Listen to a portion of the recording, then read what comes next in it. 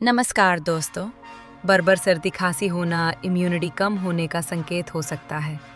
आयुर्वेद में एक बहुत ही असरदार नुस्खा बताया गया है, घर पर बनने वाला इम्यूनिटी कढ़ा।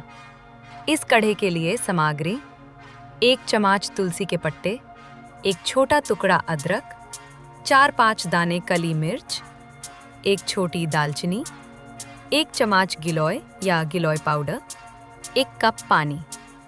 बनाने का तरीका: सभी चीज़ों को पानी में डालकर 10-15 मिनट तक उबलें। जब पानी आधा रह जाए तो छानकर हल्का गर्म पिएं। पीने का सही समय: सुबह खाली पेट या रात को सोने से पहले। फायदे: सर्दी खांसी से बचाव, गला दर्द और बलगम में राहत, शरीर की इम्यूनिटी मजबूत, थकान और कमजोरी दूर। सावधानी: गर्भवती महिला, छोटे बच्चे या किसी गंभीर बीमारी में पहले डॉक्टर से सलाह लें। अगर वीडियो उपयोगी लगा हो तो लाइक करें और रोजाना ऐसे ही आयुर्वेदिक नुस्खे के लिए चैनल को फॉलो करें।